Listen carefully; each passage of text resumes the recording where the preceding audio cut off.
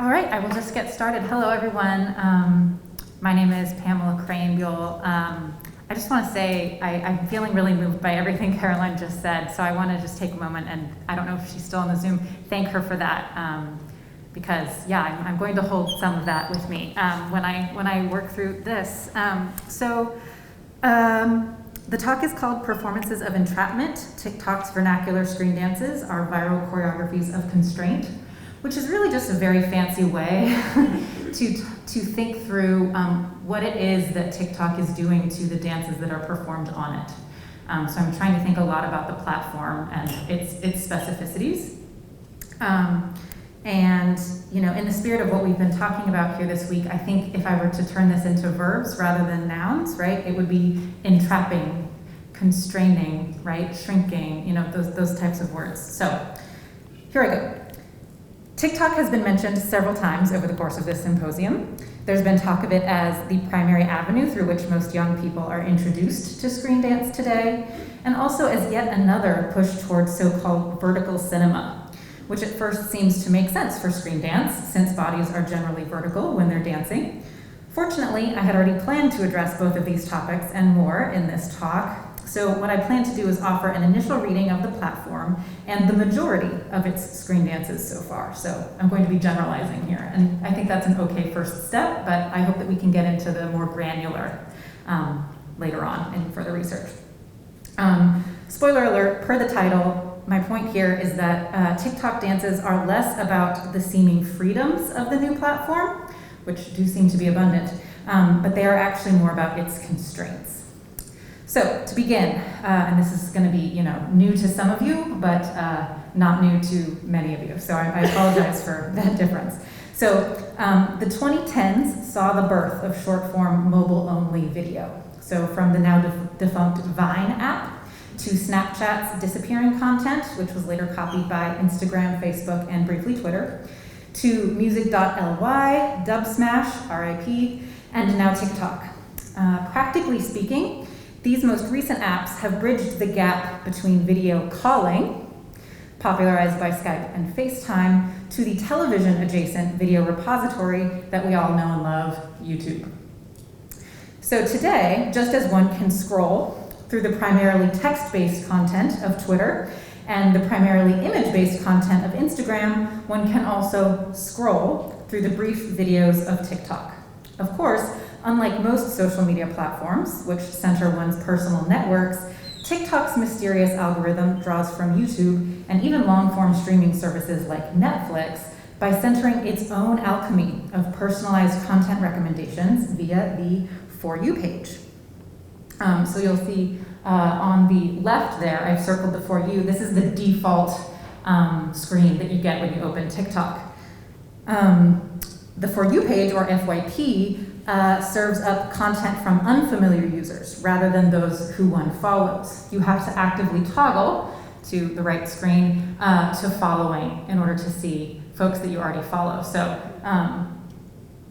that's an important distinction in the defaults of the app. So TikTok has spread like wildfire since it hit the international market in 2018. Most estimates place it as having over 1 billion, that's with a B, active users per month. And for comparison, Facebook has about 3 billion, so 3 billion with a B, after being available for 16 years. So 4 years, 16 years, 1 billion, 3 billion, you do the math. So what does the arrival and fast-paced spread of TikTok mean for screen dance? This is our big question. It's early days yet, since we're only 4 years in, but this talk endeavors to provide one initial answer. So, first, TikTok makes it easier than ever to make and share what I call vernacular screen dance. In her 2013 book, Unruly Media, Carol Vernalis describes the audiovisual turn that became evident on YouTube by the early 2010s. So she understood this as a mixing board mediascape that tended to foreground musical features across genres of video. Music.ly and TikTok inherited this media model and constructed a space where the most dominant form of shared content is a personal performance synced to pre-made or remixed sounds, and you can sort of see those personal performances here. And those sounds are generally audio tracks that most often include music. So, like all social media platforms, TikTok does have business and celebrity accounts. I just want to note this. So we were talking about American Ballet Theater and New York City Ballet earlier this week, right? And their threat as they encroach into screen dance, right, on our grant money.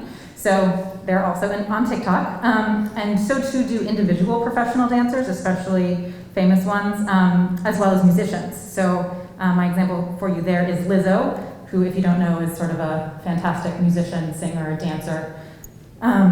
And you'll note the difference in her followers, 21.7 million versus ABT's 486,000, right? So you can see the relative popularity of each figure on this app, or each body. So these exceptions aside, the vast majority of content on TikTok is made by regular, everyday individuals, and they skew young. So this is the sort of under 30 set, which I'm sure you've all figured out by now.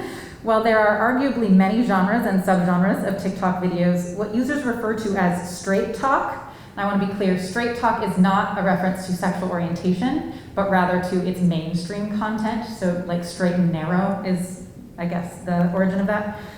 So on straight talk, you'll mostly find viral dance challenges and dance trends. So these are the terms. Notably, these are not generally dances copied from pre-existing films, music videos, or other media. Though I must note, whoops, why isn't it going? Oh no, my GIFs don't work. Oh, it does work there. Okay, it doesn't work on my screen, but it does on yours. So the exception to this rule of restaging from other media is this example of restaging of the numbers from the 2021 film Encanto by professional dancer Brian Esperon. But this, again, is the exception. They are usually original choreography created by fellow young people, and they often, again, challenge each other to successfully copy their dance moves. Many creators, that's what they call themselves, many creators on the app expend a great deal of labor on choreographing and posting one or more short dances every day. So this is an amazing amount of content being churned out. Every day, a dance or three. And they do this in hopes that some will get noticed and re-performed by a user with a larger following, enabling said dance to go viral. And to reiterate, these are, high school students or recent grads, not professional dancers, who picked up most of their moves from right here on TikTok. So this is why I understand TikTok as having become the epicenter of, again, what I'm calling vernacular screen dance. So I'm provisionally defining this as popular dance for the mobile camera, choreographed and filmed by amateurs. Now, I admit my use of amateur here is slippery.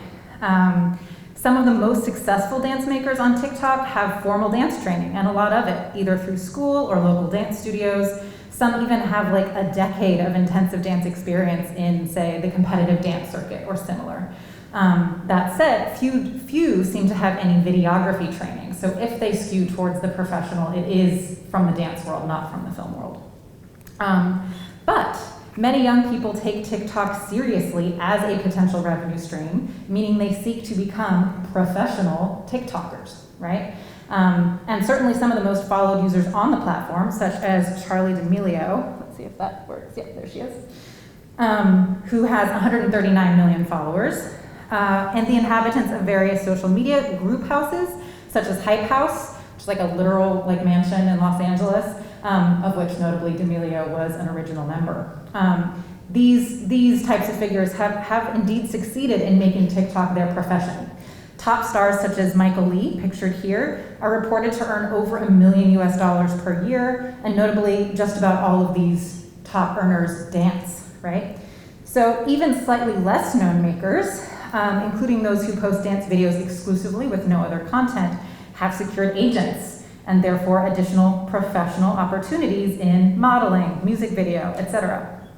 And yet, nearly all of these young people began as amateurs. So I will continue to use that term, even as the app itself tends to transform bored or playful school kids into carefully curated professional dancer influencers. So, before I dig too deeply into what makes TikTok an interesting new space for screen dance, as a dance media historian, I want to pause, zoom out, and note one major and very important continuity it holds with earlier dance and media cultures. As you may have heard in the news, some of TikTok's biggest controversies have been about the lack of credit where due. As exemplified in the now infamous case, and my apologies to international folks, this is a US example. But the example is the now infamous case of the Renegade dance, invented by Delia Harmon, a black girl from Fayetteville, Georgia, just outside of Atlanta.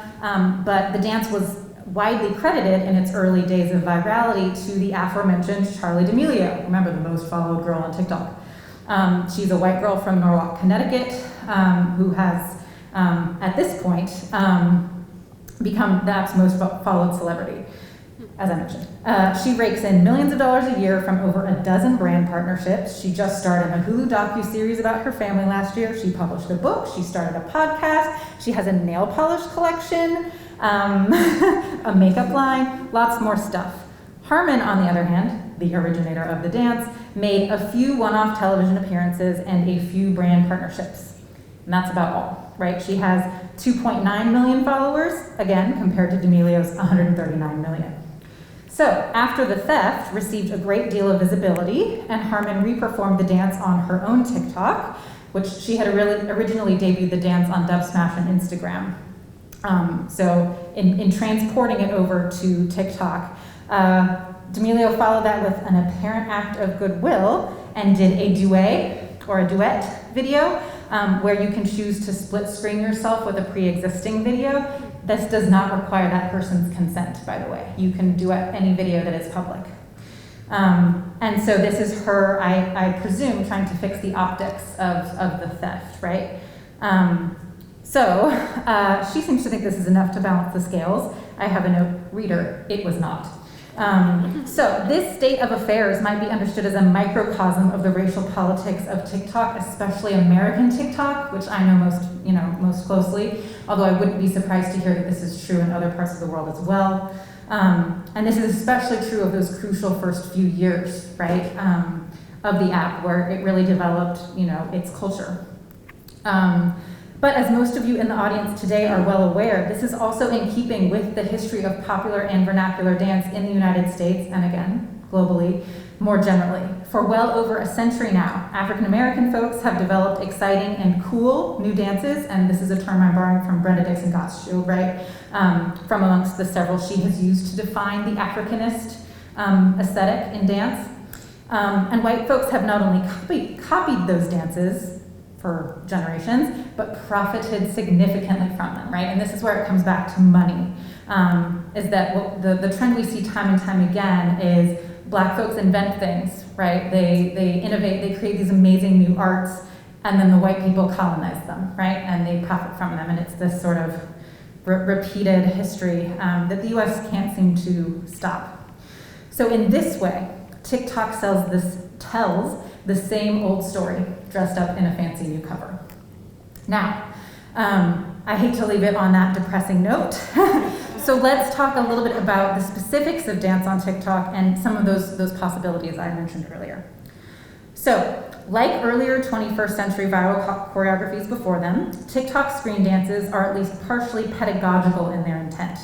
As Harmony Bench's earlier work on social dance media reminds us, viral dances electronically reinscribe what Susan Foster calls interkinesthetic connectivity. But in comparison to YouTube virality, which at this point we're pretty familiar with, TikTok further compresses the time scales required to acquire footage, learn a piece of choreography, and then record and post one's own version, because it all happens in the same place, right, on this singular application. So you're never leaving the app, and that is by design. The primary mechanism for this is the concept of the dance challenge. And you'll see both of these examples are labeling themselves as dance challenges. When users create new choreographies and seek to spread them, they will most often present their work as a new dance challenge, and in the caption they will request that others try to copy their dance. This caption will usually also implore others to tag me or DC me. In other words, to give dance credit, DC, dance credit, to the original creator. And notably, since the Harmon D'Amelio thievery made big news, the culture on TikTok has shifted towards a little bit more self-policing and making sure that credit is always given, which was not originally the case. So if someone fails to give a dance credit, you're likely to find someone near the top of the comment saying, who did this? Or they'll just credit someone into the comments, right? So there is this sort of community policing now. Okay, so outside of the challenge itself, TikTok screen dances offer at least 2 other pedagogical models. The one that seems to be newest and still relatively rare, which I just discovered like a couple weeks ago, is the dance chain, wherein other users are invited to duet with the original person, like they asked to be duetted with the result being an almost sort of hall of mirrors effect, where you can see the progressively small screens of the previous body and all these bodies doing the same dance in sync. So it sort of becomes an ensemble performance, right, in a medium that otherwise doesn't really allow it. Well, it doesn't disallow it, but it makes it difficult. So a much older model of this sort of like pedagogical impulse, which I actually see fewer of these days, is the tutorial video. Often this video will be in slow motion, as this one is. It's harder to tell in the GIF, but it is in slow motion. Sorry, I lost my spot. Oh, and there are also often these sort of groups of emojis at the top to sort of help you track as the learner which moves you need to be doing when. And they also, I think, offer a really interesting translation, and I'm by no means educated in Laban, so those of you who are notators can think on this. But I'm interested in the sort of vernacular translation of movements, right, into emojis, a nice little shorthand.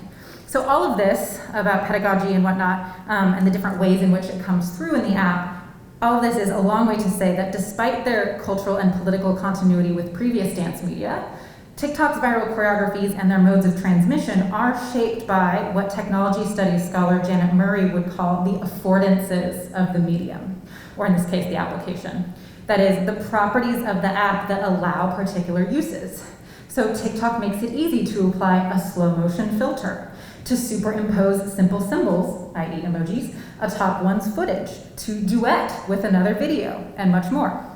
But it also historically limited videos to a mere 15 seconds, though the maximum duration has since been raised several times. So it went from 15 seconds to a minute, 3 minutes, and it's now 10 minutes as of, I think, a month or 2 ago.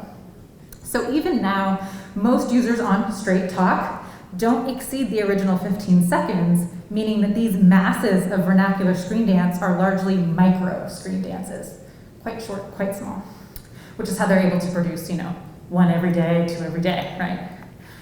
So it is also true that the demands of TikTok's algorithm itself shape the parameters of the dances performed on the app. As I've already established, dances are less often created or shared just for fun, but more often with an eye toward gaining enough views and followers to potentially monetize one's participation on the app, in line with neoliberal logics that encourage the commodification of the self. Much like other social media apps, this part is not new.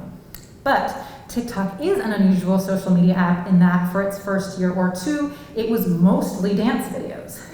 Indeed, TikTok Dance Maker is now a viable full-time job that pays at least as well, if not better, than professional dance as such, right? Whether that's concert dance, commercial dance, what have you. While the app now includes all manner of niche subcultures and performance types, this means that, now more than ever, the creation of a successful dance for TikTok requires a strategic calculus, balancing a catchy sound with a relatively simple but fun set of movements that simultaneously demonstrate both one's skill, because you want to show off, but also a dance's accessibility, right, so that other people can copy it. And so I have some examples of people demonstrating that ability. So these are 2 makers who are celebrating their own successful dances by re-performing them, and this happens often. If you have a dance that goes viral, you sort of re-perform it, just to remind people that was your dance. So remember, the goal is not only to attract new followers through word of mouth or tagging, you can tag other users, but also to so-called hack the mysterious algorithm and land on random users' For You pages or FYPs. And as such, this absolutely affects choreographic choices, right? What choreography will get you seen by the algorithm? This is the mysterious question. A lot of people try just putting hashtag FYP in the comments or in the description as if that will work. It does not. But even with all of this, the duets, the filters, the time limit, the algorithm, I actually want to argue that the single most important aspect of TikTok for shaping the aesthetics of its screen dances is its forced vertical screen orientation. Until very recently, screen dance has most often been filmed in roughly landscape format, as we've discussed, though of course the specific aspect ratios have varied with format. But with TikTok's forced portrait perspective, the screen space for dance has shrunk down, and this has had profound effects on the choreographies that circulate and go viral on the app. This is especially true because makers often film themselves with a stable camera. So rather than teams, although teams do exist, you're filming yourself. So the basic style of TikTok dance is firmly rooted in hip hop, but the specific movements tend to highlight the boundaries of the frame. Elbows, fists, hips, butts, knees, and even sometimes the head seem to emphatically hit the edges of the screen. Body rolls, for example, are often performed in profile and framed in a medium-long shot, cutting off at the thighs, knees, or calves, such that the launch backward of the upper trunk and shoulders, as well as, of course, the butt, can hit the side of the screen. This set of movement trends is what I understand as a performance of entrapment. These young people are all pointing out, probably unconsciously, how stuck they are in such a limited frame. Now, if we were to dig into these movements' lineages, there is certainly a similarity to popping and locking, to tutting, and related forms. In fact, I follow professional dancers of those styles, and they are fairly popular on the platform. But again, those dancers are the exceptions. Much of this is untrained and amateur, and therefore the movement vocabulary is actually fairly limited. And while some dancers do move farther away from the camera to make sure that their entire bodies are visible and they leave themselves a little room to move around, the most popular format remains this relatively claustrophobic one. And that tight frame not only serves to seemingly entrap its dancers, it also appears to determine that limited range of choreographic options. This is where I add the notion that these are choreographies of constraint. The choreographers dare not move too far out of the accepted range of movements. They keep it small and contained, no high kicks, nothing too horizontal, no real traveling. They keep it boxy, like the frame itself, and even when they are capable of more, these folks hold back. I first introduced this notion of TikTok dances as a performance of entrapment about a year ago in a roundtable about the short form screen dance for This Is Where We Dance Now, hosted by the International Journal of Screen Dance. At the time, I was thinking a lot about dance during COVID-19 lockdowns and how TikTok's popularity grew exponentially, in part due to many young people around the world, and let's be honest, us older folks too, being stuck at home, right? So because of the pandemic, and despite smartphones' incredible mobility, the vast majority of TikTok screen dance occurs in intimate domestic space, as you've noticed. Bathrooms, kitchens, bedrooms, family rooms, driveways. While lockdowns are now a more distant memory here in the US, they continue to be used elsewhere. For example, Shanghai was just in lockdown for over a week, although I think it's lifting now. And the ethos of these TikTok screen dances continues to carry this sense of being homebound. Young people feel stuck. The pandemic has stalled education, travel, career plans. Many missed crucial opportunities to develop friend groups post-high school.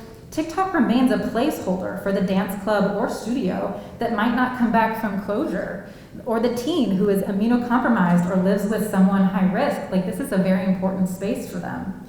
So these pandemic conditions seem to exacerbate the feeling of entrapment already created by the portrait orientation and the choreographic constraint of dances meant for amateurs. So I just want us to sit with that and think about, how far into the future will this sort of like collective trauma of the pandemic continue to affect the new dances that young people are making. So as I conclude, I know we're probably at time. As I conclude, I must confess some disappointment about these choreographies of constraint.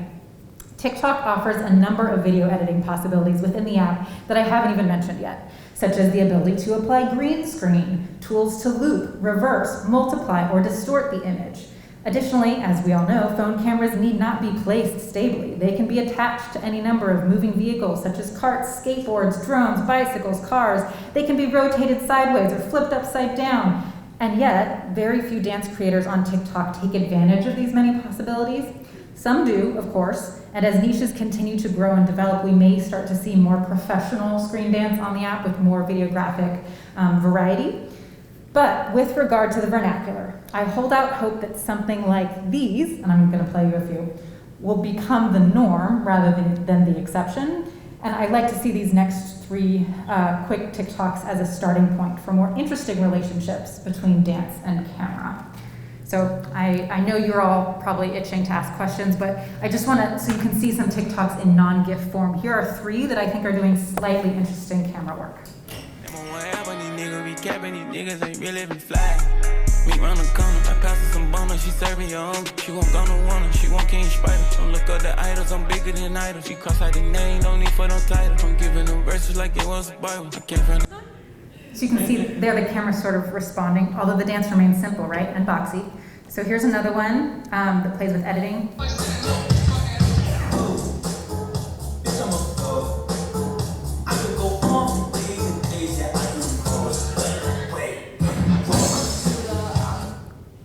And then my final one, a Britney Spears, because I had to. Britney, bitch. Every time they turn the lights down, let's go. Give me, give me, give me, give me, give me, give me, give me, give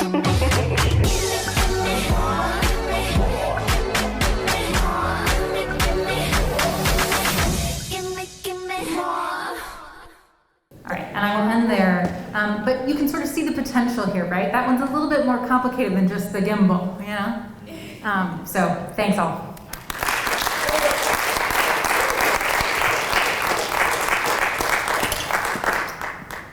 Are there questions for Pamela? You said that they call themselves creators, and you sort of implied that there's a better word. So the question was, I said that they call themselves creators, and I implied that there's a better word. I'm not sure that there is a better word. I'm interested in that choice, right? Creator is vague. And to be fair, a lot of us consider ourselves makers, which I suppose is just as vague. But they don't call themselves choreographers or filmmakers or, more specific terms. So I think they leave it open because so many of these accounts are not just dance accounts, right? Especially the top earners. They do all kinds of stuff, partially because it makes it easier for those brand partnerships, right? So they can drink their little, branded thing and do their little branded stuff more easily than they can if they're just dancing. So I think creator gives them the space to do other stuff. But yeah, I don't have anything more intelligent than that to say. So thank you for calling me out on my tone. I have a comment, question. So as someone who is still new to dance and also screen dance, so sorry, about being... I'll repeat it. You want me to just go to do the podium? Okay. Okay. I was gonna say, I could repeat it, but sure. Yeah.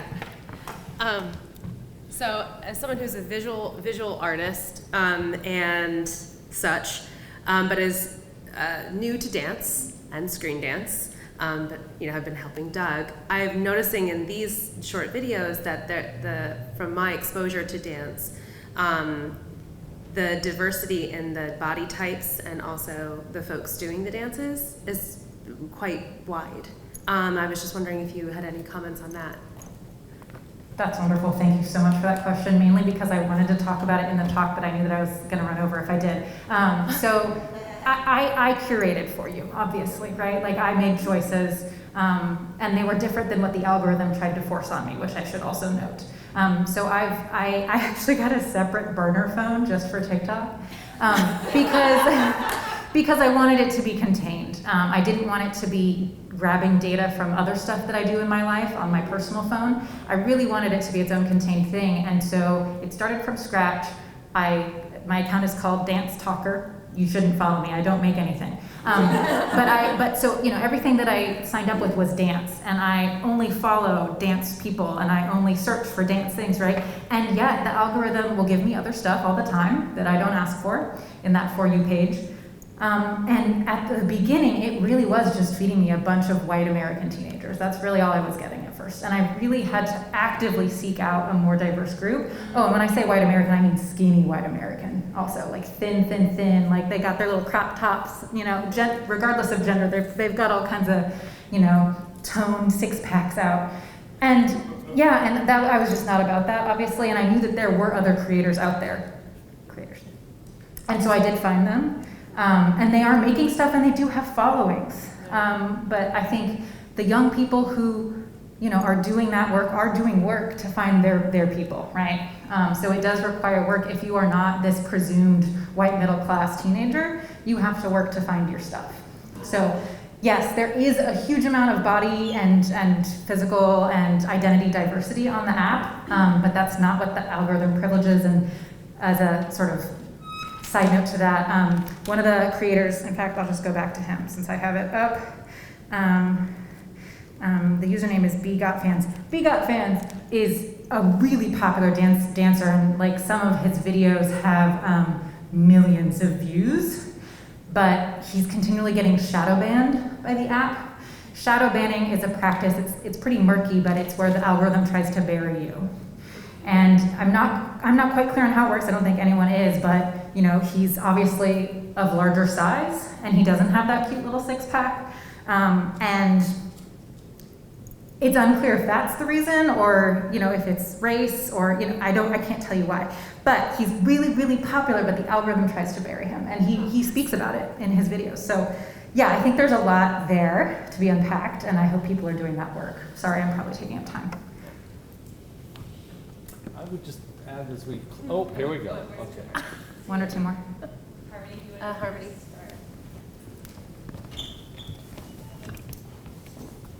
Thank you, so exciting. I'm interested if you can talk a little bit about both remediation and the emergence of platform-specific videography.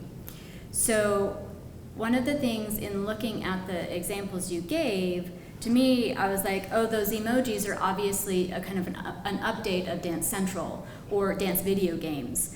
And you know, as you're kind of, I don't know if we're on the cusp of more interesting videography that might emerge from a long in TikTok time, long practice of the static camera. But I'm curious about that, kind of the intermedial history that gets inherited across platforms, but then also what gets developed on any specific platform. And I'll also just throw out, you know, you mentioned feeling like TikTok was a substitute for the club or the studio, which I think is true. And at the same time, there's such a long history of home dances that, or dancing at home, regardless of their media capture, that I wanted to maybe just volley to you. Thank you so much for those questions, Harmony. I'm going to try and be fast in my responses, but we can continue to talk about this later. To the first question, you know, in a certain respect, and again, I say this as a dance media historian, there's nothing new under the sun, right? So to an extent, everything on TikTok is a remediation, right? The Britney Spears song, you know, has a music video. Most of these songs have music videos. Many of these sounds are actually remixed from multiple songs that have music videos. It didn't even occur to me, but you're right that the emojis are much like the instructions on a number of dance games. So I think there are echoes of previous formats and mediums and their grammars throughout TikTok. And I think that, frankly, that movement from the stable static camera towards a more interesting camera is also in some respects a history of screen dance, right? Like early screen dance often didn't have a lot of movement with the camera. So perhaps we could think of TikTok as a microcosm of everything that has ever happened in screen dance. I don't know. But you know, I hear you, and I think I hope more people do more of this work of unpacking all of those threads, because I think they are very knotted up, but they are there. And that's not really an answer, but yes. To the second question, which I am forgetting, shout out some words. Home dancing. Absolutely. So what I think is interesting here is the spectatorial intent, right? This is very much a performance for an audience. much more so, so like dancing in the home, and correct me if I'm wrong, this is not my area of expertise, is generally a social endeavor, right? We dance at home like with our friends and with our community, maybe not, okay. And please educate me further on this, since I know mostly about screens and not about homes. But, you know, I see this, I see this as like an intentioned performance, a to be looked at-ness that is being performed on purpose, right? Like I want to be seen by a broad community in the same way that one would when one goes to a dance club to show off one's moves, right? Or when one goes to a dance studio to, you know, impress one's peers or the director who might cast you, right? So there's an intention there that I think is related. That said, there are a number of creators on TikTok who make TikToks about the differences between these dance experiences. And they joke about like bringing their TikTok moves into the club and looking ridiculous. Or, you know, one of my favorite TikTokers who is a like sort of formally trained dancer graduated from college and realized that the only way she could make a living was by TikTok, and she's really sad about it because she has these years and years of intensive training and she finds TikTok dances easy. And so she thinks she's like wasting her talent. Anyway, there's more to be said, but I think, yeah, yes, all of these are the questions we should be thinking about as a field, I hope. There's quite a few now, Doug. Can we Oh no, keep I don't know what to do. Or should we hang it up? Okay. We can hang it up later. Let me just suggest this. Yeah, the That long we're table. keeping Jimena waiting, Okay, and okay. I'm a little anxious about that. Yeah. And we are gonna go to the open table, long table, after Jimena's performance. We'll save our. So if there's a way that we can shift the conversation there, I think that would be equitable for Jimena. Yes. And are we okay with that? Thanks again, everyone. Okay, thank you.